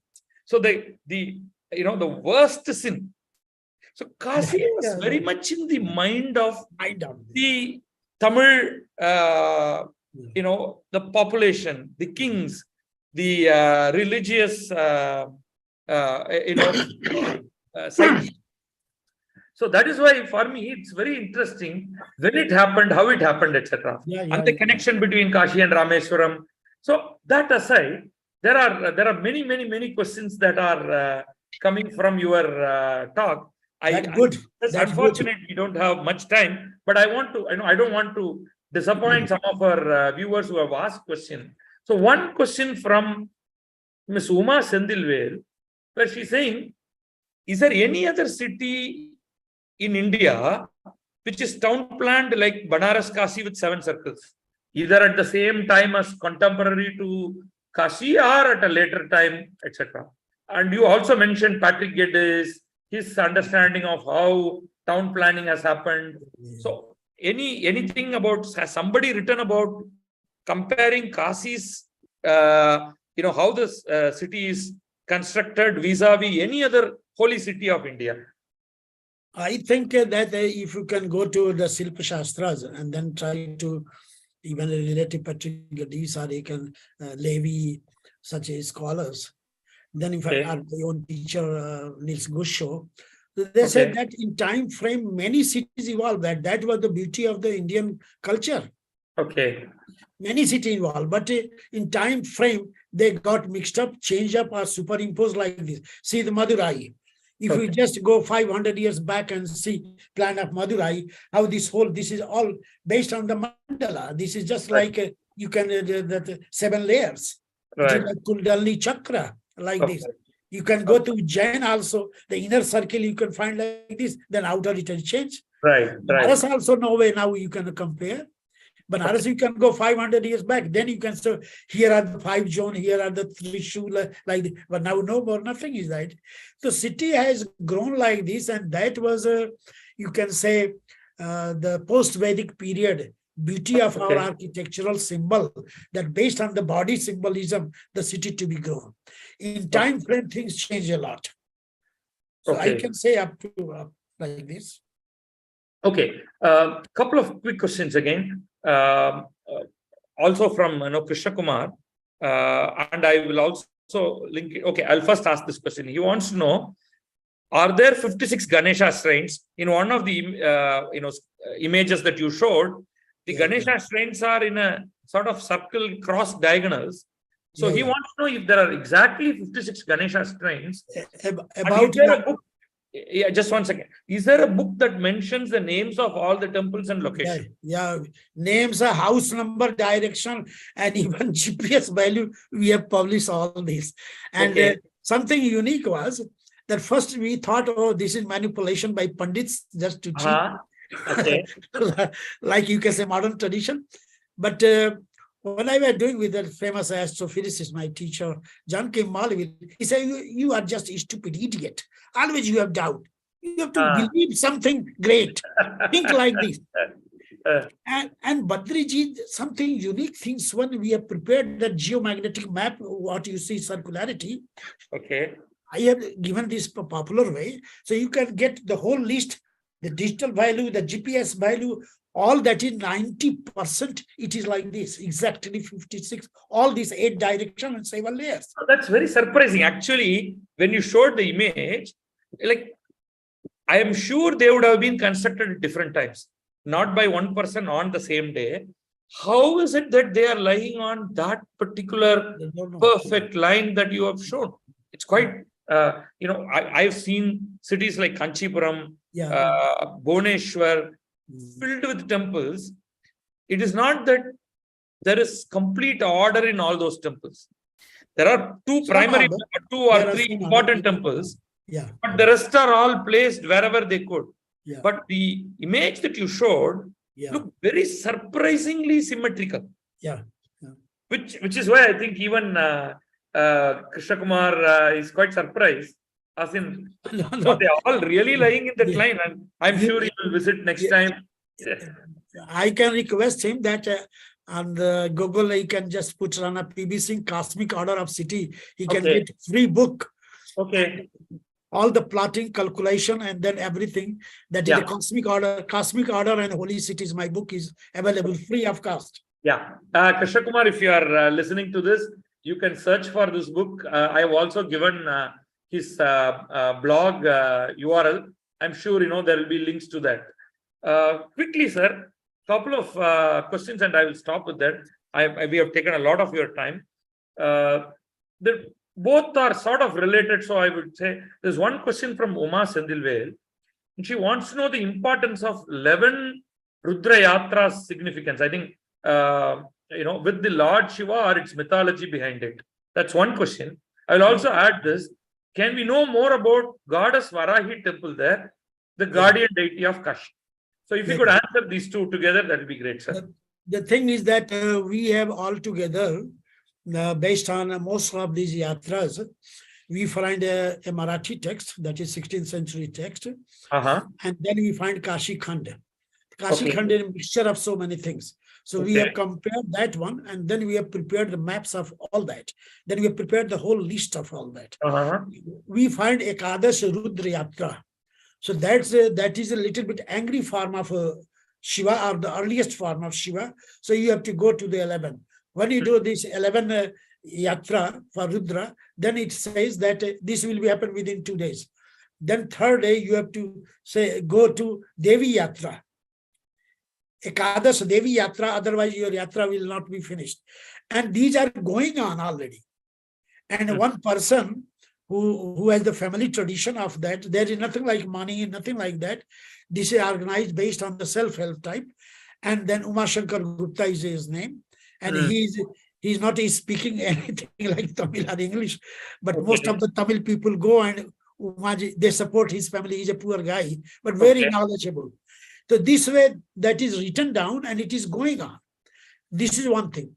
Then comes second level goddesses. So we have also, there are 9 groups of goddesses yatra going on. So one yatra is related to tantric goddesses. Varahi is in 2 forms. Varahi is also in a normal way. Varahi is also in a tantric way. When you find in tantric way, that is not yatra, personally go, and that is only open for 2 hours in the morning. And most of the South Indian peoples go there at Varahi. And that temple is maintained by Tamilian priest. I see. Okay. So that has a very good link in that way. So I can say like this, these are all part of yatra. The pilgrimage going on, and thanks that one Shivanand Swami, not that great Shivanand Swami, a Shivanand Swami from Banaras who died 3-4 years ago. He put his 80 years of his life, since he was 8 years old, now 90 years old and died. So he preserved all this and make this for the public. So now it is going on. So if Krishna Kumar is interested, he can come, I can help, and get blessing of Ekadash and Varahi Devi and other Matrikas also. So I want to end with one question. I have a lot more to ask, but we are really running out of time. The importance of death and death-related rituals, right? Where we look at Kashi, it's so important for hymns overall, as well as Gaya, which, out of the entire, the whole of India, if you talk of the importance, people immediately will say Kashi and Gaya. Now, how did that happen? I can understand God, worship, all that, but a place that people want to take the asti, wherever the cremation happens, to come to Kashi. If not, people want to die in Kashi. If you can't, at least you want your asti to be taken to Kashi. Asti Visarjana. That, I want you to just talk about that, and with that we will end. Okay, so let me start with a historical textual tradition. The tradition goes to about late 11th century by Narayan Bhatta. He has written a book. I have shown his picture also, that his father wrote that book, the same name, Narayan Bhatta. He wrote Triyasthali Setu. It means a bridge that has the 3 pillars going to the heaven. The first pillar is Prayagraj, which earlier name was Allahabad. Prayagraj is the old name. So that you start, the soul start the first pillar, then going to Kashi, second pillar, then third going to Gaya, and then go to the heaven. And that's why the book having 3 portions, 3 Asthali Setu. That was translated by Solomon, a great professor from Washington State University of Sanskrit. He translated 3 pillars to heaven. That is the book. This is new to me. I didn't know about the Prayagraj Allahabad connection. That is I was thinking only Kashi and Gaya. It is like this, and then it is like this. So Kashi is at the central point. So you start here, then Kashi is peak, and then like this. This is the way it is described. So that textual tradition says, according to Triyasthali Setu, it says that you have to follow the 3. Go all together. If you are coming Kashi and not going to Prayag, then there is a miniature Prayag here. You go there and do the same. Shama Strotam, asking excuse, and then Gaya is also here. So if you are not going, then give more donation and to the priest, and they will do miniature form of that one. So this way, now in course of time, what happened? Due to this cremation rite and death rituals, that even after death you can put ashes, etc. in Kashi, that later on tradition added. But before 11th century, we never find direct textual tradition, it says. It said Mahatma, okay, glorification, but not directly that this is the tradition. And same way we find again, but Gaya having the two tradition. The one is the Triyastali Setu tradition, and the other tradition is Vayu Purana. So that is 7th to 9th century. If you are interested, I have written all this. So I will send you that, or you can get from the net also. So in Vayu Purana, that had the full description of the section, and several times it links to Garuda Purana, because Garuda Purana deal with the soul and dead bodies, etc. So Vayu Purana link all that story, and then that make. Our observation is that so many Asthal Purana, the local stories, local myths linked with that, and then all get mixed up. And that's why the tradition became very important for Gaya. Now the present government, last thing is the now present government, Nitish Kumar, just to take benefit, emotional benefit of the religious people, they said, you know that I got in the dream that Mother Ganga is flowing in Gaya. So that Niranjana river is also Ganga. So I am going to make all these things. So many Hindus got, oh, Jai Jai to Nitish Kumar. So he is trying to use that political things. Also. So this way the tradition. So putting ashes, that became more important in Kashi. Performing one ritual during Kumbh Mela for your ancestor, worship and dhyan, that is Prayagraj. Here ashes and cremation, and then post cremation are for earlier your ancestor, that is Gaya. These broad three categories related to three, and they are just like trident, three pillars to the Wonderful, sir. If it was possible, then I would have talked to you a lot more, but we've got to end this session. It has taken quite a long time. We have taken a lot of your time. And thank you for making alternate arrangements when your computer failed. Though it started late, it was well worth it. Thank you on behalf of Tamil Heritage Trust. So much more to discuss about Kashi, but we will end today with your permission. Thank you, sir, for an excellent evening of your great presentation of Kashi. Last one information, it came to my mind. Let me share, because you are so enlightened person. The whole controversy of Ayodhya, because now we find link of Ayodhya to Korea. Have you heard this story? No. Please go ahead. Okay. So that most of the historians and Indologists are ethnographers, they tried to say that is gone through China. And that's why the story gone to South Korea, that place called Gimhae. And original name of the Gimhae is Gaya. It's still written there. We have done survey. So last 10 years I have worked there. So now the other controversy started with very strong base from Tamil Nadu. That the stone found there, which nowhere in India found, only found in some place, I can't remember, in Tamil Nadu. So they have linked that plant and stone, and now scholars saying that 20 words of that particular area used in that place called Gimhae in Korea, Rama worship. So they say, look, the queen not gone from Ayodhya, where is now Ayodhya, but that Ayodhya was in Tamil Nadu, from where queen gone, because here is no samudra, no sea. And that queen gone from that. I will send you that article also. Sure. Please, sir, please. So that is another thing to link that universal linkage like this. And the last thing is, the date is 4/8. AD 4/8. And that was published in 1368, a document that is, the whole description is given, and date was given 4/8. The queen has gone from here. And that's how nowadays 70% people from Korea, they are from the same mother. Okay. All right. So, there's so much more to explore. Wonderful. And thank you once again. And with this, we will end today's Tamil Heritage Trust lecture. We will meet all of you again next month, first Saturday. Yeah. And we also have an in-person meeting every month, which is usually the third week of every month. But that lecture happens in Tamil, also broadcast over YouTube.